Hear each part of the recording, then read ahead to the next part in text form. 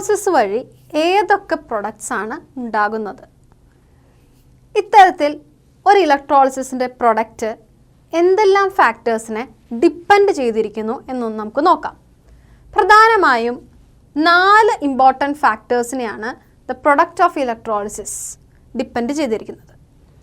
ഏതൊക്കെയാണവ? The nature of material being electrolysed. Electrolyse ചെയ്യപ്പെടുന്ന മെറ്റീരിയലിൻ്റെ nature അനുസരിച്ചിട്ട് പ്രൊഡക്റ്റിന് വ്യത്യാസം വരാം. അതായത് സ്ട്രോങ് ഇലക്ട്രോലൈറ്റ് ആണെങ്കിൽ വളരെ ഈസി ആയിട്ട് പ്രൊഡക്റ്റ് ഫോർമേഷൻ നടക്കും. വീക്ക് ഇലക്ട്രോലൈറ്റ് ആണെങ്കിൽ പ്രൊഡക്റ്റ് ഫോർമേഷൻ വളരെ സ്ലോ റേറ്റിലായിരിക്കും നടക്കുന്നുണ്ടാവുക. രണ്ടാമത്തെ ഫാക്ടേഴ്സ് നോക്കൂ. Type of electrodes being used. ഇലക്ട്രോളിസിസിന് വേണ്ടി ഉപയോഗിക്കുന്ന ഇലക്ട്രോഡുകളുടെ ടൈപ്പിനെ ഡിപ്പെൻഡ് ചെയ്തും പ്രൊഡക്റ്റ് വ്യത്യാസം വരാം. ഉദാഹരണമായിട്ട് നമുക്ക് എടുക്കാവുന്ന ഇലക്ട്രോഡുകളെ രണ്ടായിട്ട് നമുക്ക് ക്ലാസിഫൈ ചെയ്യാം. റിയാക്റ്റീവ് ആയിട്ടുള്ള ഇലക്ട്രോഡുകളെന്നും ഇനേർട്ട് ആയിട്ടുള്ള ഇലക്ട്രോഡുകളെന്നും. ഇനേർട്ട് ഇലക്ട്രോഡുകൾക്ക് ഉദാഹരണമാണ് platinum, gold പോലെയുള്ളവ.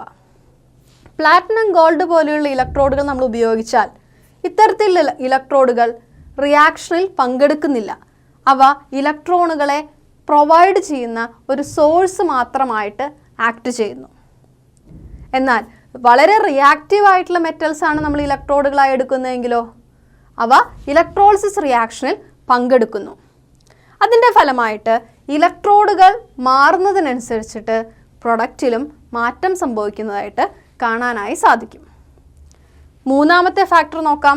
The different oxidising and reducing species present in the electrolytic cell and their standard electrode potential. Electrolytic cell construct ചെയ്യാനായിട്ട് ഉപയോഗിക്കുന്ന ഇലക്ട്രോഡുകളുണ്ട് അല്ലേ?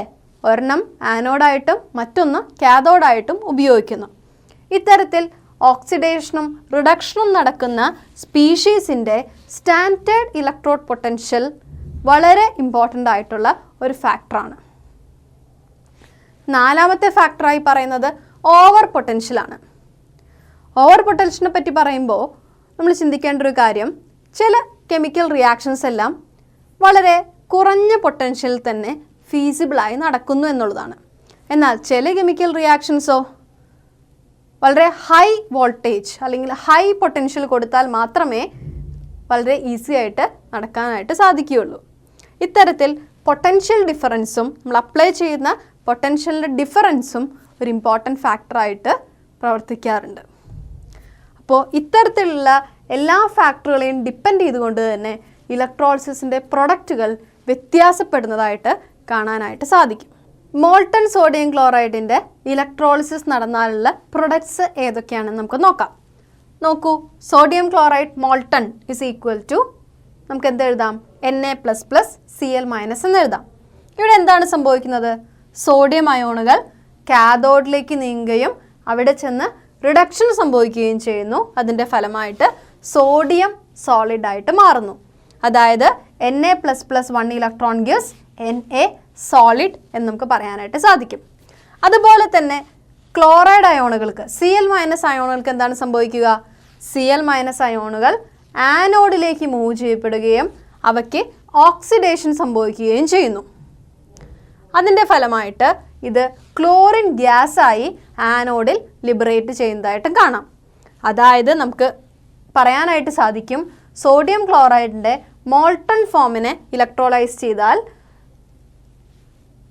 സോളിഡ് ഫോമിലുള്ള സോഡിയം കാഥോഡിലും ഗേഷ്യസ് ഫോമിലുള്ള ക്ലോറിൻ ആനോഡിലും പ്രൊഡ്യൂസ് ചെയ്യുന്നതായിട്ട് കാണാം.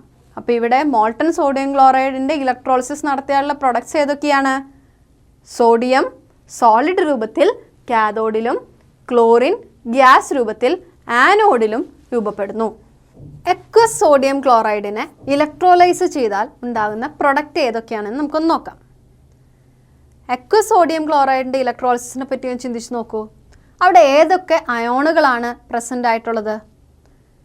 സോഡിയം ക്ലോറൈഡിലെ സോഡിയം അയോണുകളുണ്ട്, ക്ലോറൈഡ് അയോണുകളുണ്ട്. അതിന് പുറമെ വാട്ടർ ഡീകമ്പോസ് ചെയ്തു വരുന്ന ഹൈഡ്രജൻ അയോണും ഹൈഡ്രോക്സൈഡ് അയോണും ഉണ്ട്. ഇത്രയും അയോണുകൾ ഒരുമിച്ചുണ്ടാകുമ്പോൾ എന്താണ് സംഭവിക്കുക? അവിടെ ഒരു കോമ്പറ്റേറ്റീവ് റിയാക്ഷൻ നടക്കാനായിട്ടുള്ള സാധ്യതയുണ്ട്. എന്തിനാണ് ഈ കോമ്പറ്റേറ്റീവ് റിയാക്ഷൻ? ഏത് മെറ്റീരിയൽ ആണ് അല്ലെങ്കിൽ ഏത് സബ്സ്റ്റൻസസ് ആണ് കാഥോഡിൽ ഡെപ്പോസിറ്റ് ചെയ്യുക, ഏത് സബ്സ്റ്റൻസ് ആണ് ആനോഡിൽ നിന്നും ഇവോൾവ് ചെയ്യുക എന്നുള്ളതിനെ ചൊല്ലി അവർ തമ്മിലൊരു കോമ്പറ്റീഷൻ നടക്കും. ഇത്തരത്തിലുള്ള കോമ്പറ്റീഷൻ നടന്നതിന് ശേഷം ലിബറേറ്റ് ചെയ്യപ്പെടുന്ന സബ്സ്റ്റൻസ് ഏതാണ് എന്നുള്ളത് സ്റ്റാൻഡേർഡ് റിഡക്ഷൻ പൊട്ടൻഷ്യലുമായിട്ട് ബന്ധപ്പെട്ടിരിക്കുന്നു എന്ന് നമുക്ക് പറയാം. നമ്മൾ മുൻപേ ഒന്ന് പഠിച്ചിട്ടുണ്ട്, ഒന്ന് ഓർത്ത് നോക്കിയാൽ നമുക്ക് അറിയാനായിട്ട് സാധിക്കും. ഇലക്ട്രോ കെമിക്കൽ സെല്ലിൻ്റെ ഒരു അപ്ലിക്കേഷനായിട്ട് നമ്മൾ പറഞ്ഞിട്ടുണ്ട്. ഇലക്ട്രോ കെമിക്കൽ സെല്ലിൽ നിന്നും കിട്ടുന്ന സ്റ്റാൻഡേർഡ് ഇലക്ട്രോഡ് പൊട്ടൻഷ്യൽ വഴി ഒരു ഇലക്ട്രോളിസിസ് പ്രൊഡക്റ്റിൻ്റെ അല്ലെങ്കിൽ ഒരു ഇലക്ട്രോളിസിസിൻ്റെ പ്രൊഡക്റ്റിനെ ഡിറ്റർമിൻ ചെയ്യാനായിട്ട് സാധിക്കും അല്ലെങ്കിൽ പ്രവചിക്കാനായിട്ട് സാധിക്കുമെന്ന്.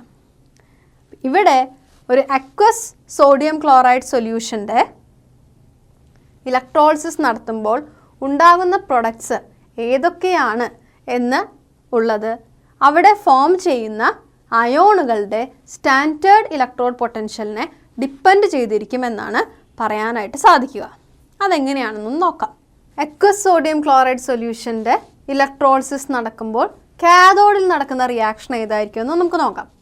അതിനായിട്ട് നമ്മൾ പറഞ്ഞ പോലെ തന്നെ അവിടെ ഒരു കോമ്പറ്റേറ്റീവ് റിയാക്ഷൻ നടക്കാനുള്ള സാധ്യതയുണ്ട് അല്ലേ. അതുകൊണ്ട് തന്നെ 2 റിഡക്ഷൻ റിയാക്ഷൻസ് നമുക്കൊന്ന് കൺസിഡർ ചെയ്യാം. സോഡിയം അയോണുകൾ സോഡിയമായി മാറുന്ന റിഡക്ഷൻ റിയാക്ഷൻ്റെ സ്റ്റാൻഡേർഡ് ഇലക്ട്രോഡ് പൊട്ടൻഷ്യൽ എന്ന് പറയുന്നത് -2.71 വോൾട്ടാണ്. അതുപോലെ തന്നെ H+ അയോണുകൾ H2 ഗ്യാസായി മാറുന്ന റിഡക്ഷൻ റിയാക്ഷൻ്റെ E0 സെൽ എന്ന് പറയുന്നത് 0 വോൾട്ടാണ്. ഒന്ന് നെഗറ്റീവ് വാല്യൂവും ഒന്ന് പോസിറ്റീവ് വാല്യൂമാണ് അല്ലേ. ഇതിൽ ഏത് റിയാക്ഷനാണ് കൂടുതൽ പ്രിഫറബിൾ ആയിട്ട് നടക്കുക? E0 സെൽ റിയാക്ഷൻ കൂടി നിൽക്കുന്ന റിഡക്ഷൻ റിയാക്ഷൻ ഏതാണോ അതായിരിക്കും മോർ പ്രിഫറബിൾ ആയിട്ട് നടക്കുക. അതുകൊണ്ട് തന്നെ നമുക്ക് എന്ത് പറയാം, കാഥോഡിൽ നടക്കുന്ന റിയാക്ഷൻ എന്ന് പറയുന്നത് എന്തായിരിക്കും? H+ അയോണുകൾക്ക് റിഡക്ഷൻ സംഭവിച്ച് ഹൈഡ്രജൻ ഗ്യാസ് ആയിട്ട് മാറുന്ന റിയാക്ഷൻ ആയിരിക്കും കാഥോഡിൽ നടക്കുക. അതിൻ്റെ ഫലമായി കാഥോഡിൽ ഹൈഡ്രജൻ ഗ്യാസ് ഇവോൾവ് ചെയ്യുന്നു. എന്നാൽ നമ്മൾ ഓർക്കേണ്ട ഒരു കാര്യമുണ്ട്, ഇവിടെ H+ അയോണുകൾ എങ്ങനെയാണ് പ്രൊഡ്യൂസ് ചെയ്യപ്പെടുന്നത്? H+ അയോണുകൾ വാട്ടറിൻ്റെ ഡിസോസിയേഷൻ സംഭവിച്ചിട്ടാണ് പ്രൊഡ്യൂസ് ചെയ്യപ്പെടുന്നത്. നമുക്കറിയാം അക്വസ് ഫോമിലുള്ള വാട്ടർ മോളിക്യൂൾസിന് ഡിസോസിയേഷൻ സംഭവിച്ചുകൊണ്ട് H+ അക്വസും OH- അക്വസും ഫോം ചെയ്യുന്നു. ഇത്തരത്തിലുണ്ടാകുന്ന H+ അയോണുകളാണ് റിഡക്ഷൻ സംഭവിച്ച് കാഥോഡിൽ ഹൈഡ്രജൻ ഗ്യാസായി ലിബറേറ്റ് ചെയ്യപ്പെടുന്നത്. അതായത് അക്വസ് സോഡിയം ക്ലോറൈഡിനെ ഇലക്ട്രോലൈസ് ചെയ്ത് കഴിഞ്ഞാൽ നമുക്ക് കിട്ടുന്ന പ്രൊഡക്റ്റ് ഏതാണ്? കാഥോഡിൽ നമുക്ക് ലഭിക്കുന്നത് ഹൈഡ്രജൻ ഗ്യാസ് ആണ് എന്നതാണ് ഇവിടെ നമ്മൾ ശ്രദ്ധിക്കേണ്ട ഒരു കാര്യം. അങ്ങനെയാണെങ്കിൽ കാഥോഡിൽ നടക്കുന്ന നെറ്റ് റിയാക്ഷൻ നമ്മൾ എങ്ങനെയാണ് സൂചിപ്പിക്കുക? നമുക്ക് എഴുതാം H2O liquid plus 1 electron gives half H2 gas plus OH-. ഇവിടെ ഇപ്പോഴും ശ്രദ്ധിക്കേണ്ട കാര്യം H+-നാണ് റിഡക്ഷൻ സംഭവിക്കുന്നതെങ്കിലും ഈ H+ അയോണുകൾ വാട്ടറിൽ നിന്നാണ് ഫോം ചെയ്യുന്നത്. വാട്ടറിന് ഡീകമ്പോസിഷൻ സംഭവിച്ചിട്ടാണ് H+ അയോണുകൾ ഫോം ചെയ്യുന്നത്. അതുകൊണ്ടാണ് നെറ്റ് റിയാക്ഷൻ നമ്മൾ ഇത്തരത്തിൽ സൂചിപ്പിച്ചത് H2O plus 1 electron gives half H2 gas plus OH- എന്ന് എഴുതുന്നത്. അക്വസ് സോഡിയം ക്ലോറൈഡിൻ്റെ ഇലക്ട്രോളിസിസ് ചെയ്യുമ്പോൾ കാഥോഡിൽ നടക്കുന്ന റിയാക്ഷൻ എന്താണെന്ന് നമ്മൾ കണ്ടു കഴിഞ്ഞു അല്ലേ. അങ്ങനെയാണെങ്കിൽ ആനോഡിൽ ഏതൊക്കെ തരത്തിലുള്ള റിയാക്ഷൻസിനാണ് സാധ്യതയുള്ളതെന്ന് നമുക്കൊന്ന് നോക്കാം. നോക്കൂ, ആനോഡിൽ നടക്കാൻ സാധ്യതയുള്ള 2 റിയാക്ഷൻസിനെയാണ് ഇവിടെ സൂചിപ്പിച്ചിരിക്കുന്നത്. ആദ്യത്തേത് നോക്കിയാൽ Cl- aqueous gives half Cl2 plus electron. അതിൻ്റെ E0 വാല്യൂ എന്ന് പറയുന്നത് അല്ലെങ്കിൽ standard reduction potential is equal to 1.36 വോൾട്ടാണ്. അതായത് ക്ലോറിൻ അയോണുകൾക്ക് ഓക്സിഡേഷൻ സംഭവിച്ച് ആനോഡിൽ ക്ലോറിൻ ഗ്യാസ് ഇവോൾവ് ചെയ്യുന്ന റിയാക്ഷൻ നടക്കാനുള്ള സാധ്യതയുണ്ട്. അതിൻ്റെ സ്റ്റാൻഡേർഡ് റിഡക്ഷൻ പൊട്ടൻഷ്യൽ എന്ന് പറയുന്നത് 1.36 വോൾട്ടാണ്. എന്നാൽ മറ്റൊരു സാധ്യമായ റിയാക്ഷൻ ഏതാണെന്ന് നോക്കൂ. വാട്ടർ മോളിക്യൂളിൽ നിന്ന് ഓക്സിജൻ ഇവോൾവ് ചെയ്യപ്പെടുന്ന റിയാക്ഷനും നടക്കാനുള്ള സാധ്യത ഉണ്ട്. നമുക്ക് കാണാം 2H2O liquid gives O2 gas plus 4H+ plus 4 electron. ഈ റിയാക്ഷൻ്റെ സ്റ്റാൻഡേർഡ് റിഡക്ഷൻ പൊട്ടൻഷ്യൽ എന്ന് പറയുന്നത് 1.23 വോൾട്ട് ആണ്. ഞാൻ പറഞ്ഞു ഈ ആനോഡിൽ ഈ രണ്ട് തരത്തിലുള്ള റിയാക്ഷൻസും നടക്കാനുള്ള സാധ്യതയുണ്ടെന്ന്. സാധ്യതയുള്ള റിയാക്ഷനുകളിൽ ഏതായിരിക്കും കൂടുതൽ പ്രിഡോമിനൻ്റ് ആയി നടക്കുക? അതെ, നമുക്കറിയാം ഒരു ആനോഡിൽ നടക്കുന്ന റിയാക്ഷൻ എന്ന് പറഞ്ഞു കഴിഞ്ഞാൽ സ്റ്റാൻഡേർഡ് റിഡക്ഷൻ പൊട്ടൻഷ്യൽ കുറവായ റിയാക്ഷൻ ആയിരിക്കും ആനോഡിൽ നടക്കാനുള്ള സാധ്യത. ഇവിടെ നമുക്ക് ശ്രദ്ധിച്ചു കഴിഞ്ഞാൽ അറിയാം, ആദ്യത്തേത് ക്ലോറിൻ ഗ്യാസ് ഇവോൾവ് ചെയ്യപ്പെടുന്ന റിയാക്ഷൻ ആണെങ്കിൽ E0 is equal to 1.36 volt ആണ്. രണ്ടാമത്തേത് ഓക്സിജൻ ഗ്യാസ് ഇവോൾവ് ചെയ്യപ്പെടുന്ന റിയാക്ഷൻ ആണെങ്കിൽ സ്റ്റാൻഡേർഡ് റിഡക്ഷൻ പൊട്ടൻഷ്യൽ എന്ന് പറയുന്നത് 1.23 വോൾട്ട് ആണ്. ഇവയുടെ രണ്ടിൻ്റെയും സ്റ്റാൻഡേർഡ് റിഡക്ഷൻ പൊട്ടൻഷ്യൽ കൺസിഡർ ചെയ്താൽ നമുക്ക് കാണാൻ സാധിക്കും ഓക്സിജൻ ഇവോൾവ് ചെയ്യുന്ന റിയാക്ഷൻ്റെ റിഡക്ഷൻ പൊട്ടൻഷ്യലാണ് കുറവ്. അതിൻ്റെ അർത്ഥം എന്താണ്? ഈ രണ്ട് റിയാക്ഷനിലും ആനോഡിൽ നടക്കാൻ കൂടുതൽ സാധ്യത ഓക്സിജൻ ഇവോൾവ് ചെയ്യപ്പെടുന്ന റിയാക്ഷനാണ്. എന്നാൽ ഓക്സിജൻ പോലെയുള്ള ഗ്യാസസ് ഇവോൾവ് ചെയ്യപ്പെടുന്ന റിയാക്ഷൻ നടക്കണമെങ്കിൽ ഹൈ ആക്ടിവേഷൻ എനർജി ആവശ്യമാണ്. നോക്കൂ, ഇവിടുത്തെ E0 എന്ന് പറയുന്നത് 1.23 വോൾട്ട് ആണ് അല്ലേ? എന്നാൽ ഓക്സിജൻ പോലെയുള്ള ഗ്യാസസ് ഇവോൾവ് ചെയ്യാനായിട്ട് ഇത്രയും എമൗണ്ട് ഓഫ് എനർജി പോരാ. ഇതിലും കൂടുതൽ ആക്ടിവേഷൻ എനർജി ഉണ്ടെങ്കിൽ മാത്രമേ അത്തരത്തിലുള്ള റിയാക്ഷൻസ് നടക്കുകയുള്ളൂ. അതിനെയാണ് ഓവർ പൊട്ടൻഷ്യൽ എന്ന് വിളിക്കുന്നത്. ഓവർ പൊട്ടൻഷ്യൽ എന്ന വാക്ക് നമ്മൾ കുറച്ച് മുൻപ് ഡിസ്കസ് ചെയ്തിരുന്നു അല്ലേ? അതായത് ഓക്സിജൻ ഗ്യാസ് ഇവോൾവ് ചെയ്യാനുള്ള E0 എന്ന് പറയുന്നത് 1.23 വോൾട്ട് മതിയാകില്ല. അതിനേക്കാൾ കൂടുതൽ എമൗണ്ട് ഓഫ് എനർജി ഉണ്ടെങ്കിൽ മാത്രമേ അവിടെ ഓക്സിജൻ്റെ ഇവല്യൂഷൻ നടക്കുകയുള്ളൂ. അപ്പോൾ അതുകൊണ്ട് നമുക്ക് എന്ത് പറയാം? അതുകൊണ്ട് തന്നെ Cl- അയോണുകൾക്ക് ഓക്സിഡേഷൻ സംഭവിക്കുകയും ക്ലോറിൻ ഗ്യാസ് ആനോഡിൽ ഇവോൾവ് ചെയ്യപ്പെടുന്ന റിയാക്ഷൻ നടക്കുകയും ചെയ്യുന്നു. അതായത് വളരെ സിമ്പിളായിട്ട് പറയുകയാണെങ്കിൽ അക്വസ് സോഡിയം ക്ലോറൈഡിൻ്റെ ഇലക്ട്രോളിസിസ് നടക്കുമ്പോൾ ആനോഡിൽ ഇവോൾവ് ചെയ്യപ്പെടുന്നത് ക്ലോറിൻ ഗ്യാസ് ആണെന്ന് നമുക്ക് പറയാം. അവിടെ നടക്കുന്ന റിയാക്ഷൻ എന്താണെന്ന് നോക്കൂ. Cl- aqueous gives half Cl2 plus 1 electron. അതിൻ്റെ E0 അല്ലെങ്കിൽ സ്റ്റാൻഡേർഡ് റിഡക്ഷൻ പൊട്ടൻഷ്യൽ എന്ന് പറയുന്നത് 1.36 വോൾട്ട് ആണ്. അക്വസ് സോഡിയം ക്ലോറൈഡിൻ്റെ ഇലക്ട്രോളിസിസ് നടത്തുമ്പോൾ കാഥോഡിൽ നടക്കുന്ന റിയാക്ഷൻ ഏതാണെന്നും ആനോഡിൽ നടക്കുന്ന റിയാക്ഷൻ ഏതാണെന്നും നമ്മൾ കണ്ടു കഴിഞ്ഞു അല്ലേ? അങ്ങനെയാണെങ്കിൽ ഈ അക്വസ് സോഡിയം ക്ലോറൈഡിൻ്റെ ഇലക്ട്രോളിസിസിനെ നമുക്കൊന്ന് സമ്മറൈസ് ചെയ്താലോ? നമുക്കൊന്ന് നോക്കാം. അക്വസ് സോഡിയം ക്ലോറൈഡ്, അതായത് സോഡിയം ക്ലോറൈഡ് സൊല്യൂഷൻ, വാട്ടറിൻ്റെ പ്രസൻസിലുള്ള സോഡിയം ക്ലോറൈഡ് ഡിസോസിയേറ്റ് ചെയ്തുകൊണ്ട് Na+ അയോണുകളും ക്ലോറിൻ - അയോണുകളും ഫോം ചെയ്യുന്നു. എന്നാൽ കാഥോഡ് നടക്കുന്ന റിയാക്ഷൻ എന്താണ്? വാട്ടറിന് റിഡക്ഷൻ സംഭവിക്കുകയും ഹൈഡ്രജൻ ഗ്യാസ് ഇവോൾവ് ചെയ്യപ്പെടുകയും ചെയ്യുന്ന റിയാക്ഷനാണ് കാഥോഡിൽ നടക്കുന്നത് നമ്മൾ കണ്ടു കഴിഞ്ഞു. അതുപോലെ ആനോഡിൽ നടക്കുന്ന റിയാക്ഷൻ എന്താണ്? Cl- അയോണുകൾക്ക് ഓക്സിഡേഷൻ സംഭവിക്കുകയും ക്ലോറിൻ ഗ്യാസ് ആനോഡിൽ ഇവോൾവ് ചെയ്യപ്പെടുന്ന റിയാക്ഷനുമാണ് നടക്കുക. അങ്ങനെയാണെങ്കിൽ നമ്മൾ കണ്ടു കാഥോഡിൽ ഹൈഡ്രജൻ ഗ്യാസ് ഇവോൾവ് ചെയ്യുന്നു, ആനോഡിൽ ക്ലോറിൻ ഗ്യാസും ഇവോൾവ് ചെയ്യുന്നു. ഇത്തരത്തിലുള്ള റിയാക്ഷൻ്റെ നെറ്റ് റിയാക്ഷൻ ഒന്ന് കൺസിഡർ ചെയ്ത് നോക്കാം. എങ്ങനെയാണ് നെറ്റ് റിയാക്ഷൻ കൺസിഡർ ചെയ്യുക? കാഥോഡിൽ നടക്കുന്ന റിയാക്ഷനെയും ആനോഡിൽ നടക്കുന്ന റിയാക്ഷനെയും അതോടൊപ്പം തന്നെ അക്വസ് സോഡിയം ക്ലോറൈഡിൻ്റെ ഡിസോസിയേഷൻ റിയാക്ഷനും ഒന്ന് കൺസിഡർ ചെയ്ത് നോക്കൂ. നമുക്ക് പറയാനായിട്ട് സാധിക്കും NaCl aqueous plus H2O liquid gives Na+ aqueous plus OH- aqueous plus half H2 gas plus half Cl2 gas. ഈ നെറ്റ് റിയാക്ഷനിൽ നിന്നും എന്താണ് നമുക്ക് മനസ്സിലാകുന്നത്? അക്വസ് സോഡിയം ക്ലോറൈഡിൻ്റെ അല്ലെങ്കിൽ ബ്രൈൻ സൊല്യൂഷൻ്റെ ഇലക്ട്രോളിസിസ് നടക്കുമ്പോൾ കാഥോഡിൽ ഹൈഡ്രജൻ ഗ്യാസും ആനോഡിൽ ക്ലോറിൻ ഗ്യാസും ഇവോൾവ് ചെയ്യുന്നതോടൊപ്പം തന്നെ സോഡിയം ഹൈഡ്രോക്സൈഡ് കൂടെ ഫോം ചെയ്യപ്പെടുന്നു.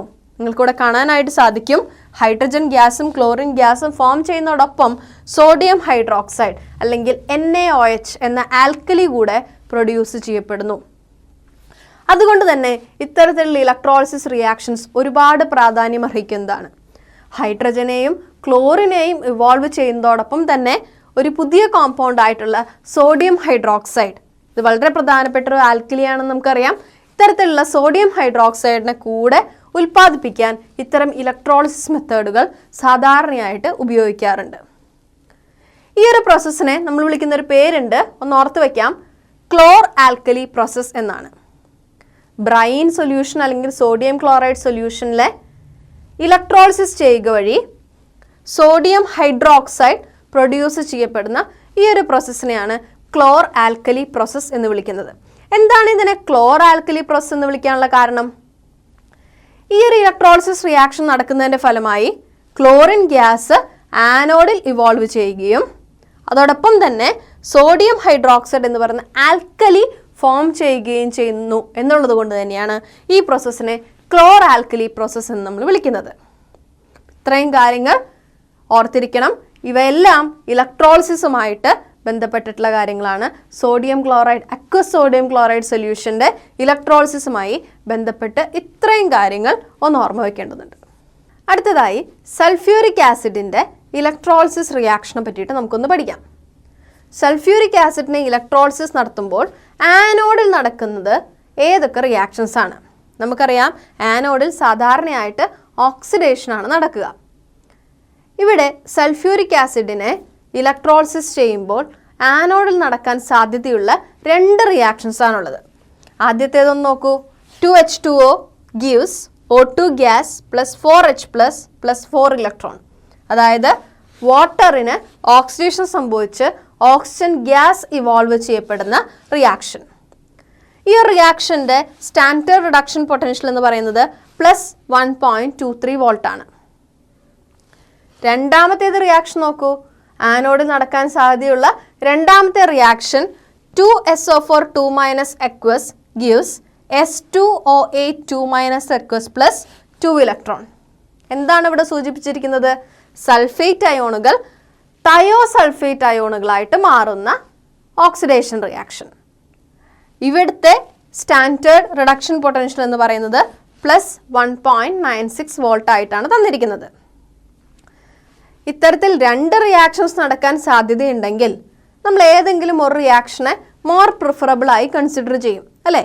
സാധാരണയായിട്ട് സ്റ്റാൻഡേർഡ് റിഡക്ഷൻ പൊട്ടൻഷ്യലിൻ്റെ അടിസ്ഥാനത്തിലാണ് നമ്മൾ ഈ റിയാക്ഷൻസിന് പ്രിഫറൻസ് കൊടുക്കാറുള്ളത്. എന്നാൽ ഇവിടെ സ്റ്റാൻഡേർഡ് റിഡക്ഷൻ പൊട്ടൻഷ്യലിന് പകരം കോൺസെൻട്രേഷൻ ഇഫക്റ്റ് കൂടെ നമ്മൾ കൺസിഡർ ചെയ്യേണ്ടതായിട്ടുണ്ട്. അതായത് നേൺസ്റ്റ് ഇക്വേഷൻ അപ്ലൈ ചെയ്തു വരുന്ന കോൺസെൻട്രേഷൻ ഇഫക്റ്റ് കൂടെ നമ്മൾ കൺസിഡർ ചെയ്യണം.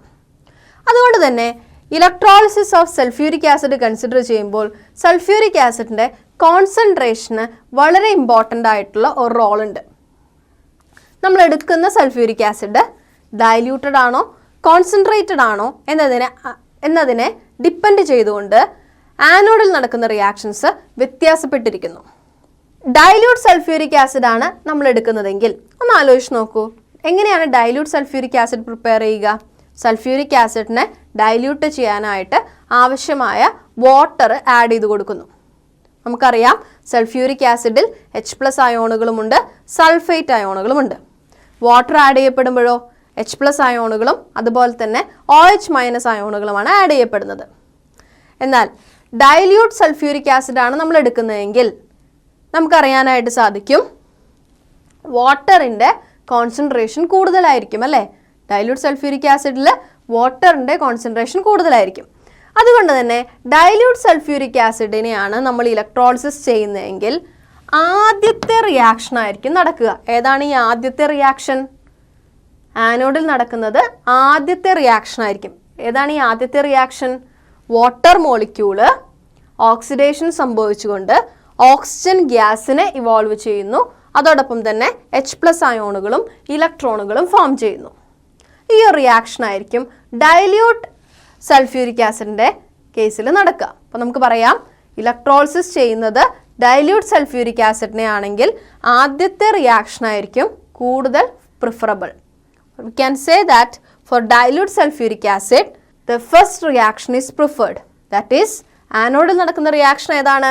H2O ഓക്സിഡേഷൻ സംഭവിച്ചുകൊണ്ട് ഓക്സിജൻ ഗ്യാസും H+ അയോണുകളും അതുപോലെ തന്നെ ഇലക്ട്രോണുകളും ഫോം ചെയ്യപ്പെടുന്നു. ഈ ഒരു റിയാക്ഷൻ ആയിരിക്കും ഡൈല്യൂട്ട് സൾഫ്യൂരിക് ആസിഡിൻ്റെ കേസിൽ നടക്കുക. എന്നാൽ കോൺസെൻട്രേറ്റഡ് സൾഫ്യൂരിക് ആസിഡ് ആണ് നമ്മൾ ഇലക്ട്രോളിസിസ് ചെയ്യുന്നതെങ്കിലോ അവിടെ H+ അയോണുകളും സൾഫേറ്റ് അയോണുകളുമായിരിക്കും ഉണ്ടായിരിക്കുക. ഇത്തരത്തിലുള്ള കോൺസെൻട്രേറ്റഡ് സൾഫ്യൂരിക് ആസിഡ് കൺസിഡർ ചെയ്താൽ അവയിലെ സൾഫേറ്റ് അയോണുകളുടെ കോൺസെൻട്രേഷൻ കൂടിയിരിക്കുന്നതായിട്ട് കാണാനായിട്ട് സാധിക്കും.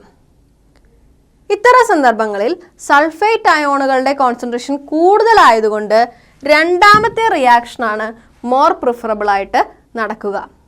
നമുക്ക് പറയാനായിട്ട് സാധിക്കും സൾഫേറ്റ് അയോണുകൾക്ക് ഓക്സിഡേഷൻ സംഭവിച്ചുകൊണ്ട് അവ തയോസൾഫേറ്റ് ആയി മാറുന്ന റിയാക്ഷൻ ആയിരിക്കും ആനോഡിൽ നടക്കുക എന്നുള്ളത്. 2SO4 2- aqueous gas S2OH 2- plus 2 electrons എന്ന റിയാക്ഷൻ ആയിരിക്കും ആനോഡിൽ നടക്കുക. എപ്പോഴും ഓർക്കേണ്ടതായിട്ടുണ്ട് സൾഫ്യൂരിക് ആസിഡിന്റെ ഇലക്ട്രോളിസിസ് എന്ന് പറയുന്നത് കൺസിഡർ ചെയ്യുമ്പോൾ സൾഫ്യൂരിക് ആസിഡിന്റെ കോൺസെൻട്രേഷൻ വളരെ ഇമ്പോർട്ടൻ്റ് ആയിട്ടുള്ള ഒരു ഫാക്ടറാണ്. For dilute sulfuric acid, the reaction takes place at anode is the oxidation of water molecule and evolve oxygen gas. Dilute sulfuric acidനെയാണ് നമ്മൾ ഇലക്ട്രോളിസിസ് ചെയ്യുന്നതെങ്കിൽ ആനോഡിൽ നടക്കുന്ന റിയാക്ഷൻസ് ഏതായിരിക്കും? വാട്ടർ മോളിക്യൂളിന് ഓക്സിഡേഷൻ സംഭവിച്ചുകൊണ്ട് ഓക്സിജൻ ഗ്യാസിനെ ഇവോൾവ് ചെയ്യുന്ന റിയാക്ഷൻ ആയിരിക്കും ആനോഡിൽ നടക്കുക. എന്നാൽ കോൺസെൻട്രേറ്റഡ് സൾഫ്യൂരിക് ആസിഡിനെയാണ് ഇലക്ട്രോളിസിസ് ചെയ്യുന്നതെങ്കിലോ സൾഫേറ്റ് അയോണുകൾക്ക് ഓക്സിഡേഷൻ സംഭവിച്ച് തയോസൾഫേറ്റ് അയോണുകൾ ആനോഡിൽ ഫോം ചെയ്യുന്ന റിയാക്ഷൻ ആയിരിക്കും നടക്കുക. ഇത് പ്രത്യേകം ഓർത്ത് വെക്കേണ്ടതായിട്ടുള്ള ഒരു കാര്യമാണ്.